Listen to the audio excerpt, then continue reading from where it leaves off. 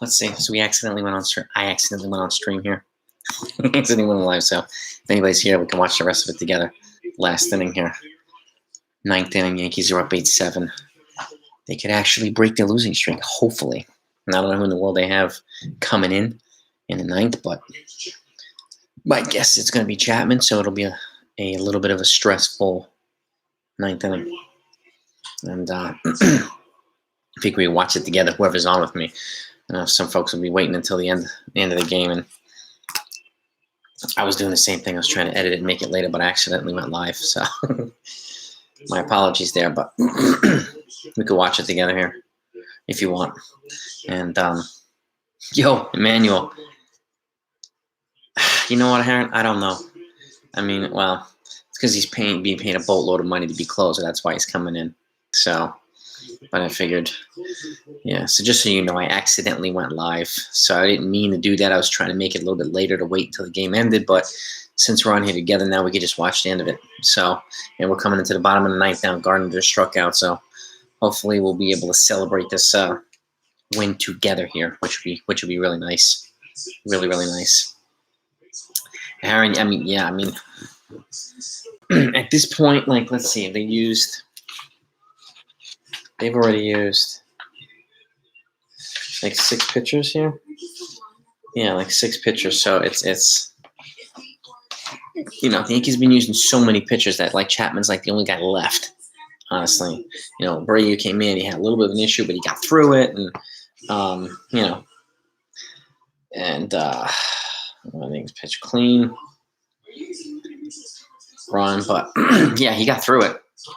But he's having a little bit of his some of his recurring command or just control issues came back a little bit. He drew a few walks and stuff, and thankfully he didn't give any runs. But either way, Rocco, I feel the same way, man. I feel the same way, brother. I'm nervous going into this 9th inning. I really, really am. And we'll see what happens. We'll see what happens. It's going to be Wandy. I think you're right, Andrew. But Wandy's pitched for I think he might have pitched like 3 games in a row now.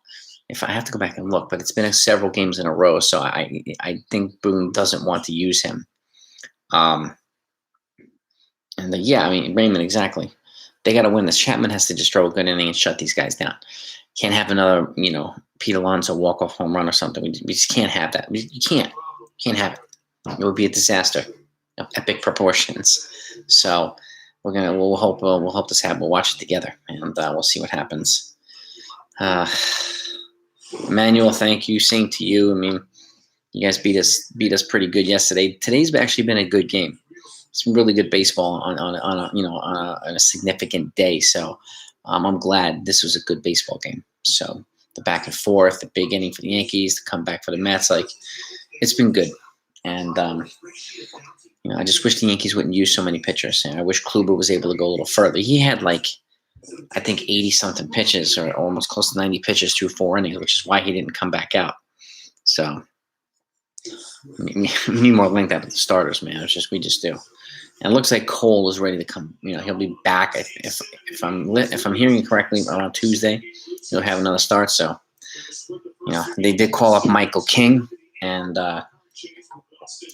so he'll be back as well. So I'm guessing he's gonna play tomorrow. But I'm hearing now it's either going to be Clark Schmidt or Andrew Heaney starting the game tomorrow night against the Mets, Game 3. So I'm really curious to see. I would go with Schmidt to see what he has. And if he does well, then yeah, Boston and Toronto won. So we have to win this, Pedro. We have to. Absolutely have to win. Chapman has to close us down right now so we don't lose a game in the wild card standing. So it's just, yeah, well, I'm hoping that he doesn't have to face Alonso. I'm hoping that who's up now? Baez. So Yeah, I mean, Baez already has a home run today, so and he's a good hitter. This is 30th home run, so he's got to have a good inning champion here. He's just got to be aggressive, and it's just hoping here for the best. Like, what else can you do? Let's see. Okay, 0-2, 0-2. Got to maybe on some high heat or something like that, and we'll see. Yeah, it was, Andrew. Exactly. Going into the ninth inning of the Field of Dreams game. Yeah, it's just, thankfully it's not the White Sox, but it doesn't really matter. Pete Alonso hit a walk-off early this season off of Chapman, so, he's hoping that today's different. Let's see.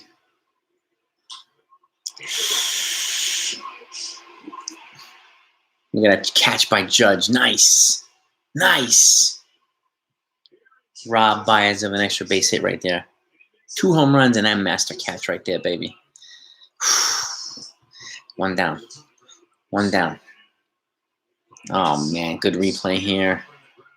Man, he's lucky there. Had he missed it and it gone past him, he would have been at third base. Easily. Baez has some wheels.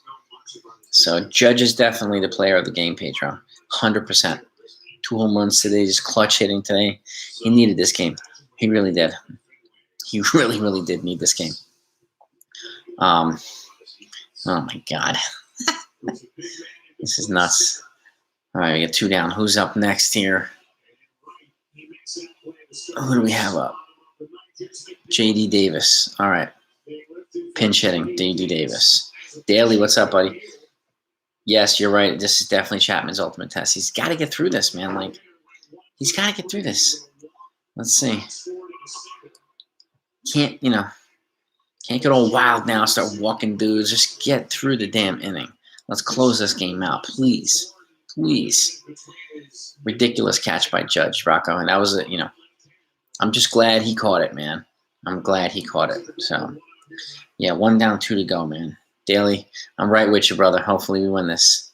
We need to win this and break this losing streak. So it's going on 7-game losing streak. There we go. Got to break this, man. We got to win tomorrow to win this freaking series. I mean, they said, and I don't know if you heard me, but they're deciding between Clark Schmidt and Andrew Heaney to start tomorrow night's game. That's what Boone said a little bit earlier. So if I'm them, I'm going with Schmidt, but we'll see. I don't want to give 27 runs to the Mets either, putting in Andrew Heaney. So they have batting practice before the game. They don't need to have it during the game too. It's crazy. Susan Waldman made a great observation the other day, and somebody brought it up too, where she said for when Andrew Heaney's in, she says, there's so much green on the field. Why doesn't he just give up a double instead of a home run all the time? Can't he give up a double on occasion? It was kind of genius. It was kind of genius. Yeah, J.D. Davis. A lot of these guys are hitting Chapman. Like, Davis has some clutch hits too with the Mets. He really does. And all right, strike 2. Yeah, I mean, I'm going with Schmidt too because they need to see what they have with him, and and then you could piggyback him with Michael King. They called up Michael King today too, so Schmidt throws a couple innings and you bring King in. That way you preserve the bullpen. And these guys have used. This is their 1, 2, 3, 4, 7th pitcher. Like, how many games in the last week or two have they used 6, 7 pitchers? 8. Like, it's almost every other day. So they're wearing out the bullpen. So they need guys like Clark Schmidt and Michael King are 2 fresh arms. Let them go 4 innings each, something like that. Hopefully they'll hold them down. Like, why not? Why not? Stop wearing out the bullpen. We can't use like Joe Ellie all the time and Wandy all the time. We want to preserve these guys for the postseason. Uh-oh.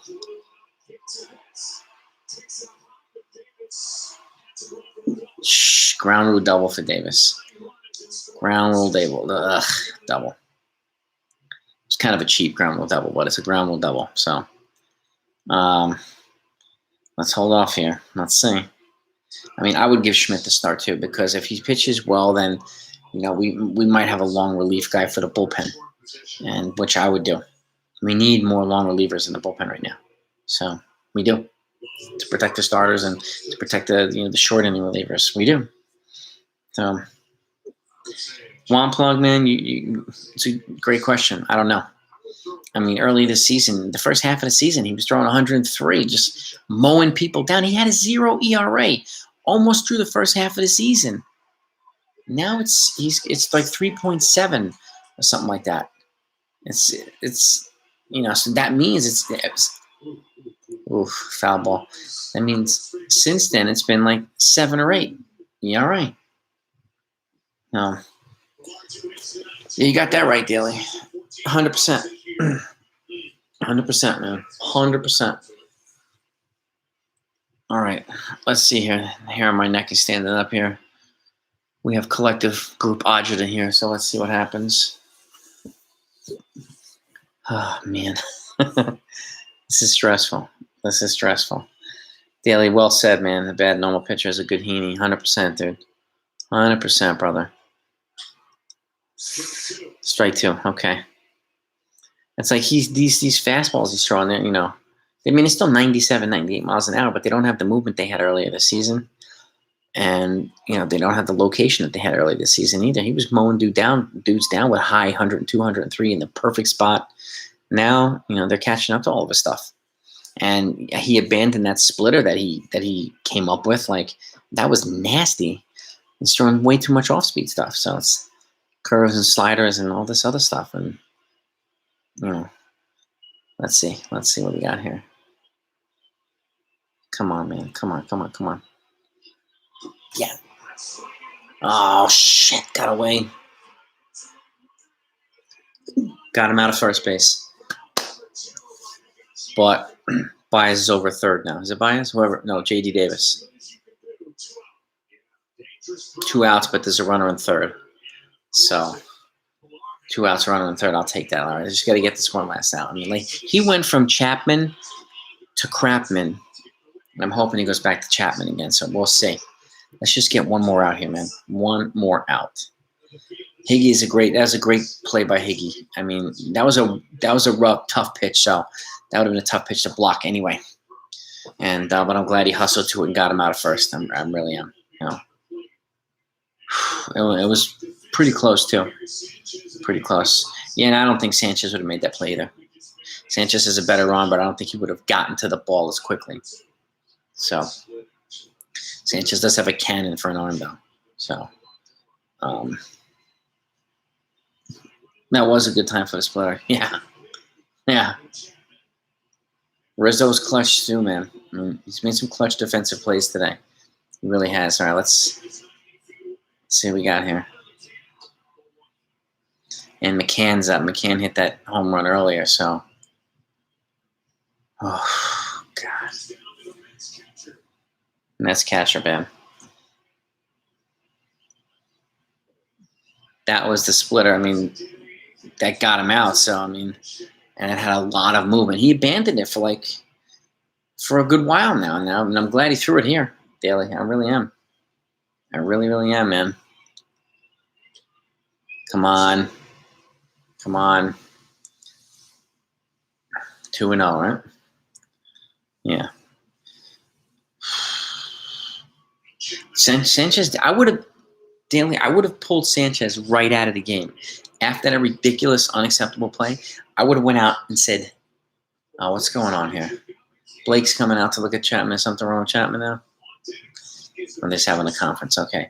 But Daly, I would have pulled him out. I would have gone out there and said, "Let's go back in the dugout." I would have chewed his ass out all over the place and put Hickey right in there. That's what I would have done.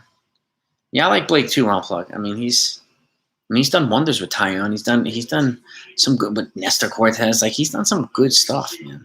He's done some good stuff, and it's not necessarily his fault. But like, Britton has out now. O'Day's out. Like, they had what did he tear his hamstring doing running drills? Like,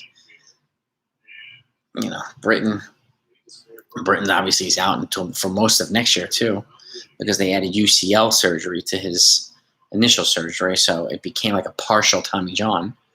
And looks like Joely Rodriguez is warming up in the bullpen just in case. Chapman here.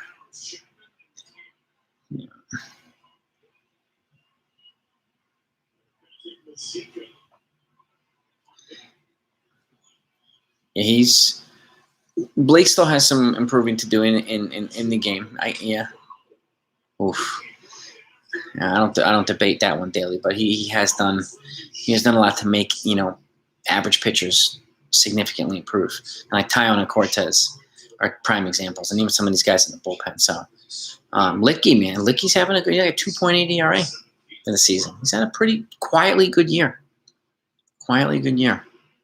So he's a keeper, crafty lefty, man. Yeah, Chapman is out of sync, but I mean he's got to be able to finish this, man. Let's see. Oh, high fly ball.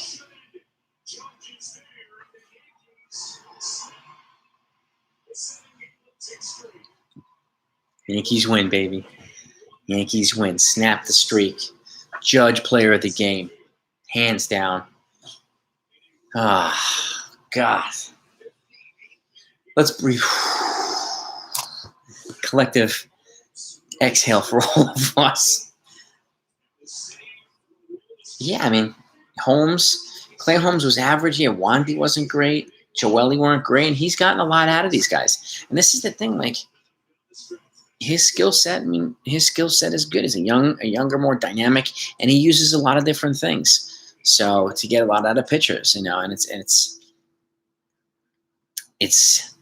he's making guys, he's figuring out ways to make pitchers better, finding things that they haven't utilized that they can utilize better. And that's the sign of a good pitching coach. And again, he's young, so he's got improvement to make still. Nowhere to go but up. But I'll take this win. Feel so much better now that they won this freaking game. Snapped the 7-game losing streak. So again, hopefully tomorrow they can win this series. So, and they did not lose any ground today because Toronto and Boston both won. So another 13-game win streak would be phenomenal. I don't know if you guys knew, and I mentioned this in a video that I did, I think this morning or yesterday, that the last 13 games of the 2000 season, that was the year that the Yankees played the Mets in the Subway Series. The last 13 games, the Yankees I think they were 1-12 or something like that. They had an awful end to the season, and all of a sudden, they turned it on in the playoffs, and they went on an absolute tear. So things like that happen, unfortunately. But hopefully, the Yankees will be in the hot side instead of the cold side. But the lineup, yeah, I mean, the lineup put pressure on the starting pitcher, but not tonight, Wampa. Like the lineup had a couple, they had that good 5-run inning. It's the bullpen that coughed up these runs, and unfortunately, Kluber too. Kluber hasn't been great since he's been back, so it's the pitching that kind of put the pressure on the offense today. But for the most part, the offense has been putting a lot of pressure on the pitching. So you're absolutely right there. Yeah, I mean, Judge was absolutely clutch today. I mean, Judge's 2-run shot, Gardner's 2-run shot. No, Higgy's 2-run shot, Gardner's 2-run shot, Judge's solo shot, and then Judge's 2-run shot. So like, Judge was on it today. He needed that game. He really, really did. He really, really did. So, and yeah, they scored most of their runs on home runs today. So today was a Bronx Bomber. It wasn't the typical, or just wasn't a well-balanced approach, but they got the win. So, and the bullpen, at the end held it down, thankfully.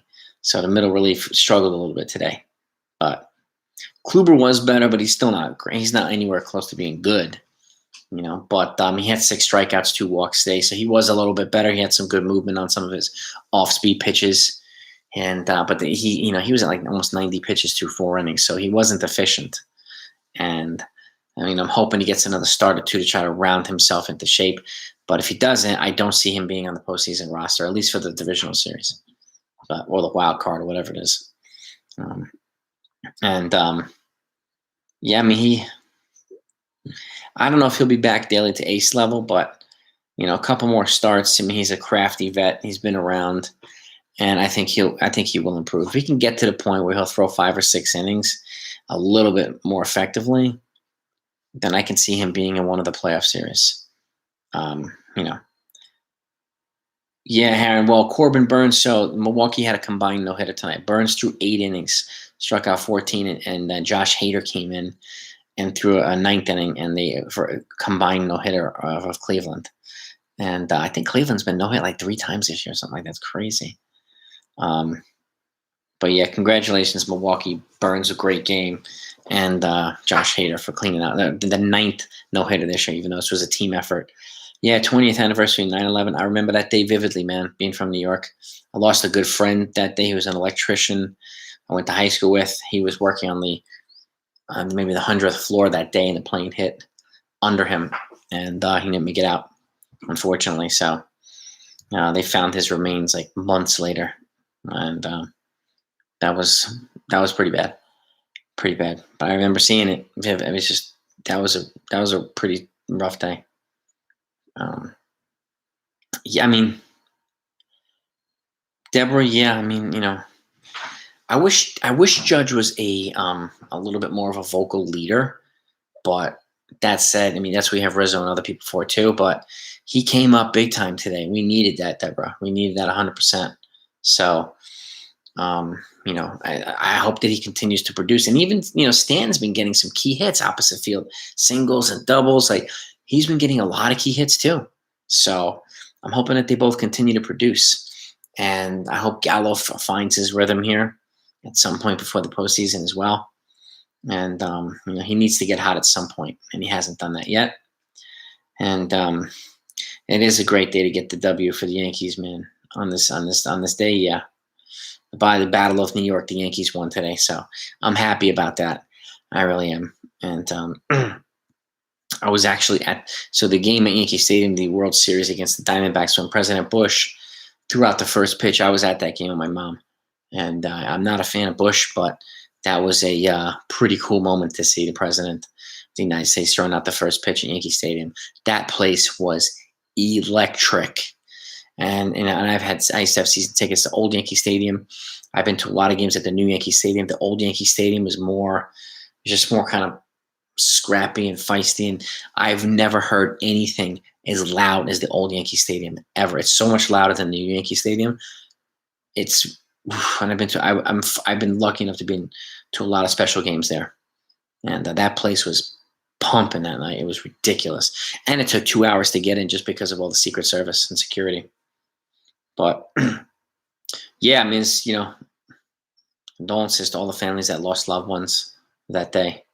Thank you, Pedro. I appreciate it, bro. I appreciate it, and I appreciate that, bro. Appreciate it, Pedro, very much, and. It's a lot of folks were lost that day. So, yeah, let's do that. That's a good observation, Aaron. The Pine Towers taking away their 9 no-hitters. Yeah, I mean, and with the ball too. I mean, they took some of the ball. They did something with the ball that was taken away from what the hitters were benefiting from, and it's benefiting the pitchers this year. Now, of course, there's the sticky substance thing that everybody's using that wasn't banned at the time, and now they want to ban and blah blah blah. So this is all kinds of stuff, but players are always looking for an advantage. And again, it's not only spin rate, it's locating pitches. Who didn't have a great spin rate was Greg Maddux, but he located pitches better than anybody I've ever seen. He had the best control of any starter I've ever seen in my life.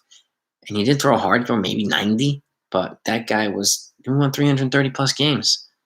One of the best ERAs. He was one of the best starting pitchers I've ever seen in my life. And because he located the ball, he picked at corners, and he was brilliant on the mound. He was an absolute scientist. Michael, I think Chapman will be better than he is now. I don't know if he'll get his mojo back like he had at the beginning of the season. I would love that, but I just don't know that it's going to happen. But that said, I think he'll be better over the next couple of weeks. I think tonight was a confidence booster for him. So the more he can have, the more of these he can have, the better I think he's going to be. I'm just glad he got it done, and the Yankees got the win. So I'll take that win. And yeah, I mean, they did change the ball. They did change the ball daily, and this is one, But again, pitchers are getting better too, as well as hitters. And good pitching mostly beats good hitting. So, and these guys are figuring out ways to improve as pitchers. So, and that's, I mean, some of these rules are ridiculous, Pedro. Yeah, I mean, the sticky stuff. I mean, some of the baseball rules are just ridiculous. But yeah, I'm really curious to see what's gonna go on this offseason, because there's been talk about the strike with the new collective bargaining agreement. Guys are not on the same page, the league and the union and stuff. So I'm curious to see what kind of resolution these guys come up with to that. And I'm really hoping that they don't go on a strike. And I hope the strike's not about money, because these guys make ridiculous money. So, and it's I think the only sport of the major professional sports where the entire contract is guaranteed. So, and that's big benefit to the players, obviously. So, yeah. Cam, yeah. I mean, yeah, the Jays and Yankees officially tied. That's right. Boston's up, so it's right now. It's a 3-man race or a 3-team race for the wild card, and Yankees need to win now. They need to win. They got to stop going on these losing streaks. They really do. And Cole, yeah, and Cole. I mean, Cole's a legitimate ace, man. And it sounds like his tight hammy was not really a big deal. He's on schedule, I think, to pitch Tuesday, so hoping that he's back out there. And I'm just glad we have Cole. I hope they add another pitcher of a high level to Cole in this offseason. Maybe even two. But I think his pitch count was pretty high. And since they're contending, I think they want to preserve his arm and not risk injury to go into the playoffs. And that's my guess is why they took Burns out, but I'm not sure.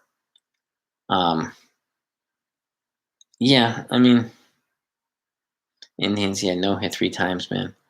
It's ridiculous. Absolutely ridiculous. But, they should just trade Jose Ramirez already and get a boatload for him and just completely do the rebuild, and then trade Shane Bieber too and just start rebuilding from scratch. That's what I would do if I were them. And I do agree with you, Juan Plug, 100%. This is going to be an ugly offseason with that collective bargaining agreement negotiations, because it's always, a hardball playing, dirty negotiation. So, unfortunately, but I'm hoping that they come out on the other end. But I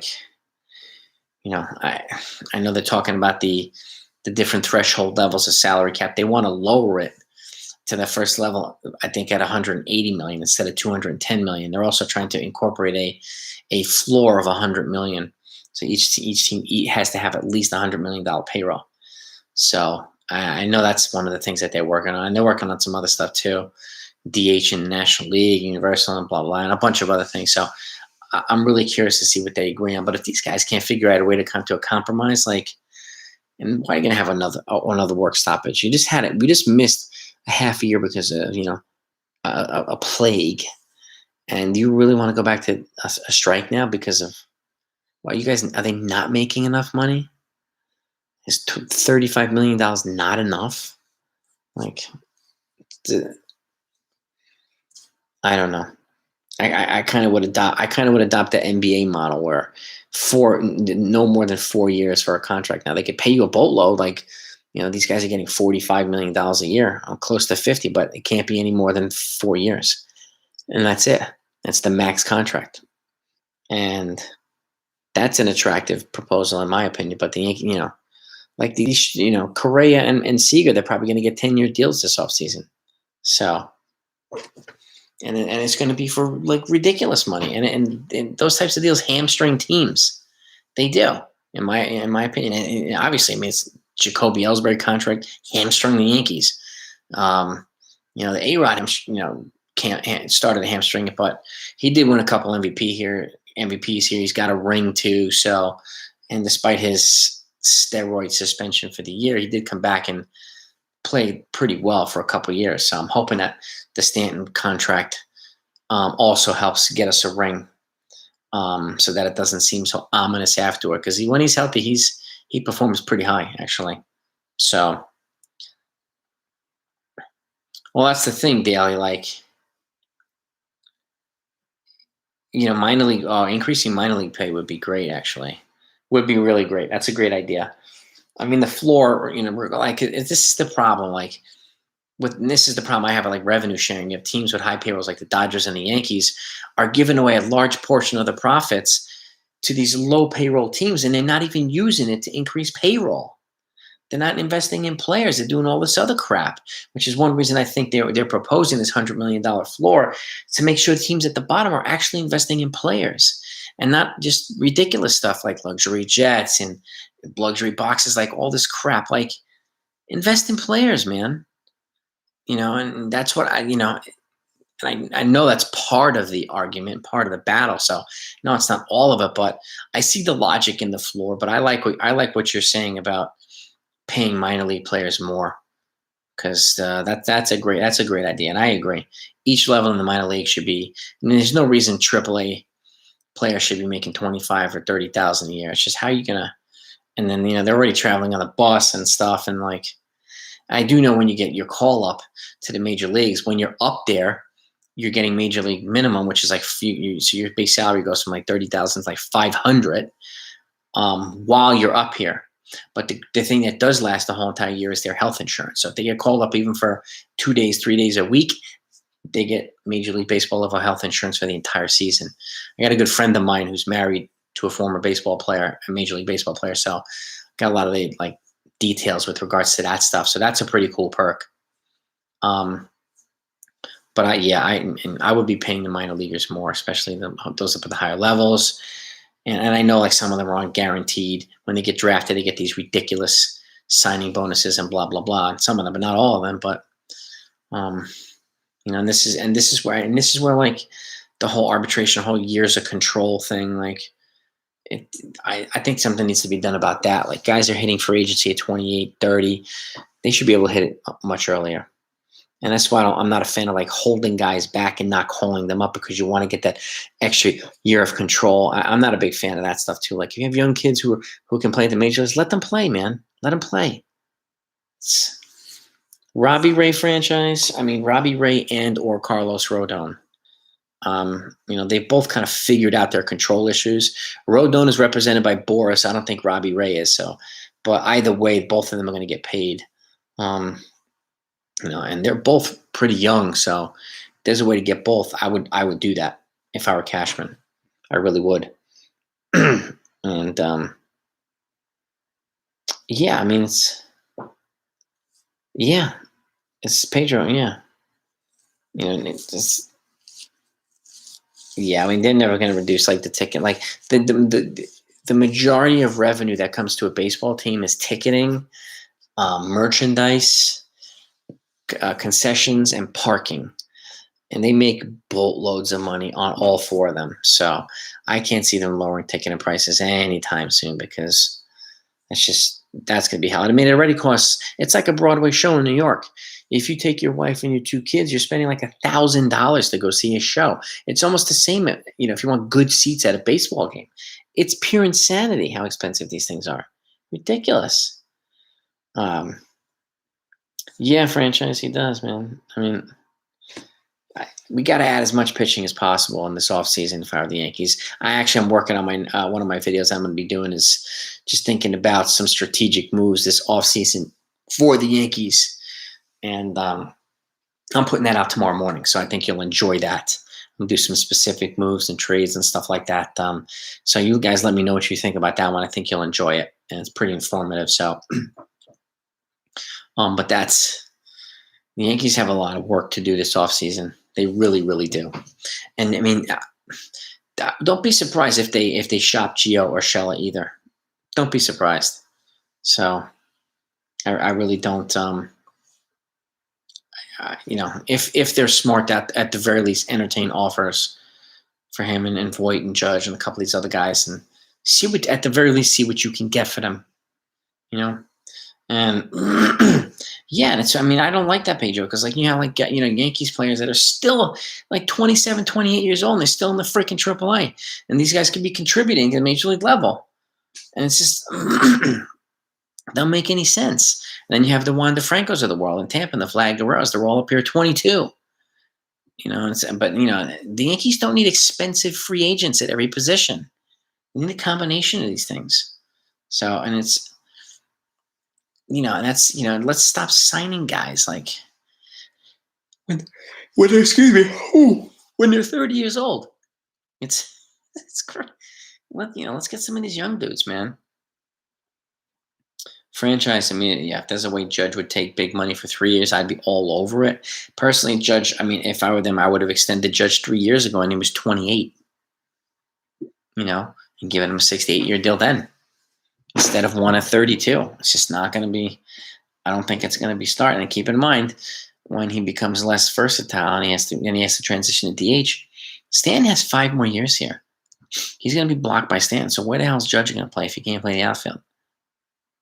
There's no, 2 DH spots. There's not DH1, DH2. You're going to have, Stanton and Judge. I mean, we need some more normal-looking people.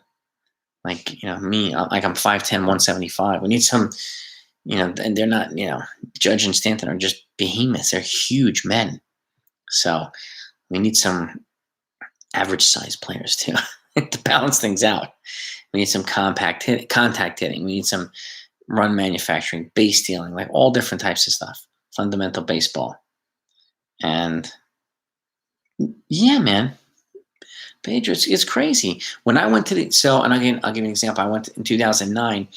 I took my wife and my mom to Game 6 of the World Series when they clinched it in the Phillies. We sat in the bleachers. I paid $500 a seat for the bleachers. $1,500 for 3 seats. I know it was Game 6 in the World Series, but like the bleachers, man, of the bleachers, it was ridiculous, man.